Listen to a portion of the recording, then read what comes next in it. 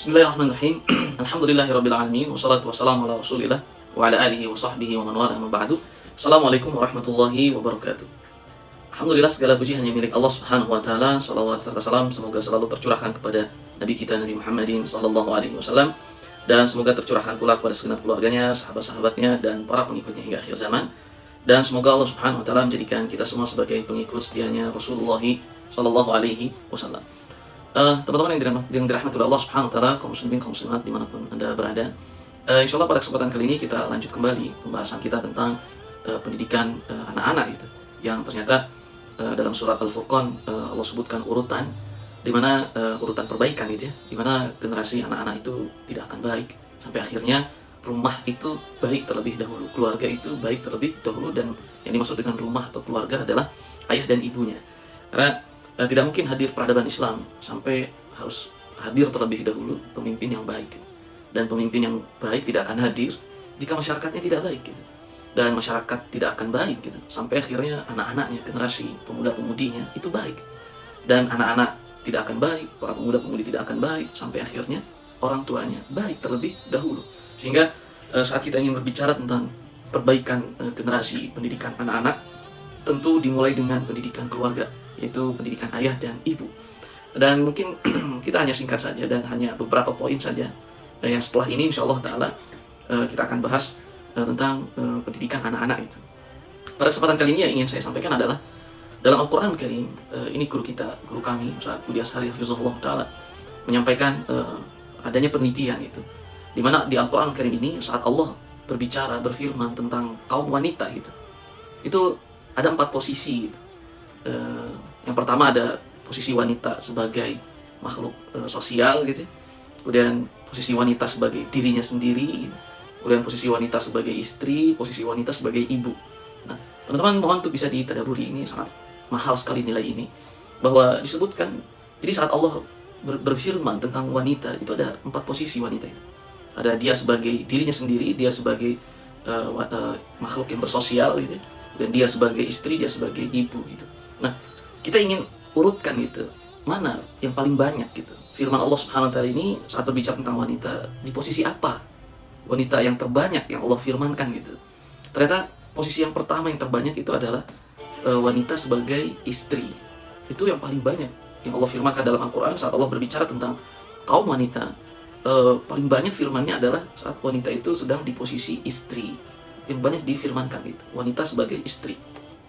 Yang kedua, posisi yang kedua adalah yang paling banyak setelahnya adalah wanita sebagai ibu, sebagai ibu gitu. Kemudian yang ketiga, wanita sebagai makhluk sosial. Dia memiliki orang tua, dia memiliki tetangga, sama kaum Hawa, teman-temannya gitu. Dan yang keempat, dia sebagai wanita sebagai dirinya pribadi, dirinya sendiri. Nah, maksudnya apa teman-teman? Pelajarannya apa? Pelajarannya satu teman-teman. Dan ini sangat mahal sekali. Pelajarannya adalah inilah menjadi amal urutan amal yang harus dilakukan para setiap wanita gitu ya dalam kesehariannya. Dalam sehari itu dia harus melakukan apa? Amal pertamanya itu apa gitu? Amal keduanya apa? Amal ketiganya apa? Amal keempatnya apa gitu? Nah, sehingga ini urutan menjadi inspirasi bagi kaum wanita. Bagaimana kaum wanita itu mengawali harinya?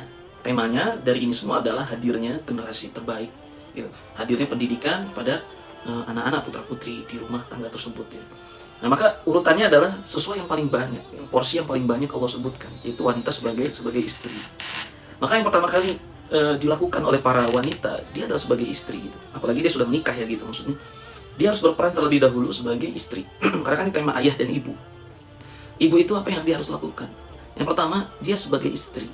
Kalau dia sebagai istri, itu harus dilakukan di awal hari. Dia sebagai istri itu adalah di hadapannya ada suami kan gitu ya. Istri di hadapannya ada suami.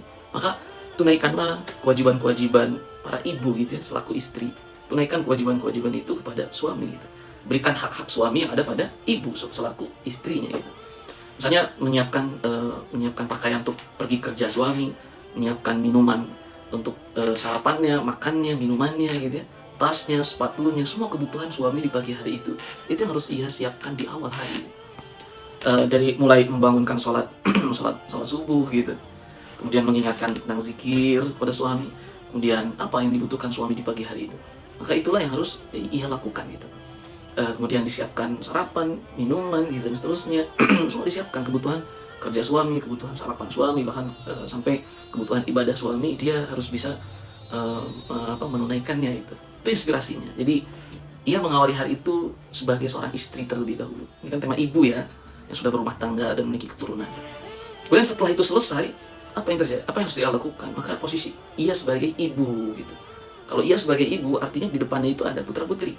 Maka setelah hak suami telah ibu tunaikan gitu, maka hak anak-anak gitu, dibangunkan untuk sholat gitu, ke masjid sholat subuh misalnya.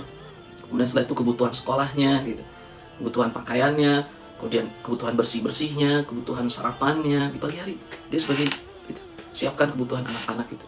Kemudian dia mulai mendidik anak-anak misalnya jika dia belum sekolah gitu, dan seterusnya, hal-hal yang dibutuhkan oleh anak-anak. Kemudian yang ketiga, dia sebagai makhluk sosial, berinteraksi, bersosial, dia punya keluarga.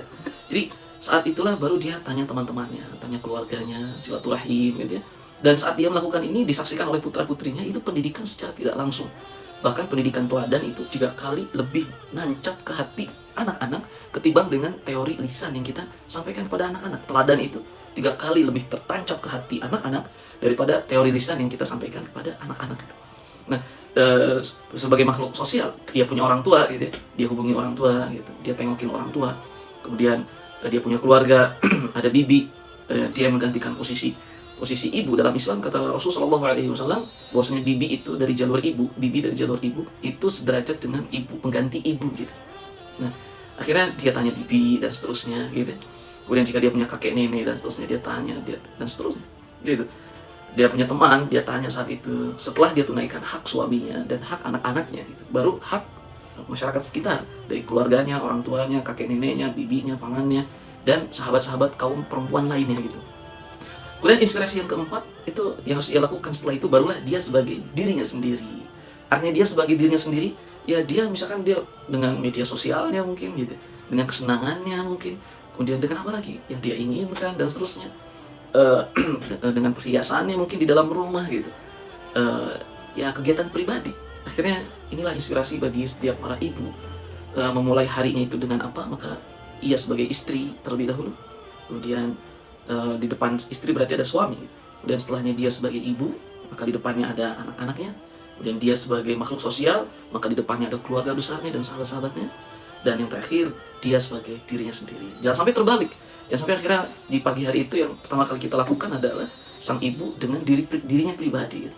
Media sosialnya, kemudian kebutuhan kesenangannya gitu ya, dengan perhiasannya, sehingga suaminya yang saat itu misalnya ingin berangkat pergi cari nafkah gitu, terbengkalai gitu, tidak disiapin pakaian, tidak siapin ini, anak-anaknya ingin pergi sekolah, tidak ada persiapan, tidak dibangunkan dan seterusnya. Maka semoga ini bisa memberikan inspirasi. Tentu saat urutan itu bisa dilakukan dengan baik, maka hasilnya adalah kebahagiaan di rumah tangga gitu. Dan hasilnya adalah pendidikan teladan yang diberikan pada putra putrinya, dan itu 3 kali lebih tertancap pada jiwa mereka gitu daripada teori lisan. Dan saat kita tidak melakukannya, maka artinya kita sudah dengan sengaja menyengajakan diri untuk menjauhi rumah tangga kita ini dari kebahagiaan yang sesungguhnya. Wallahu ta'ala a'lam wa bishawab.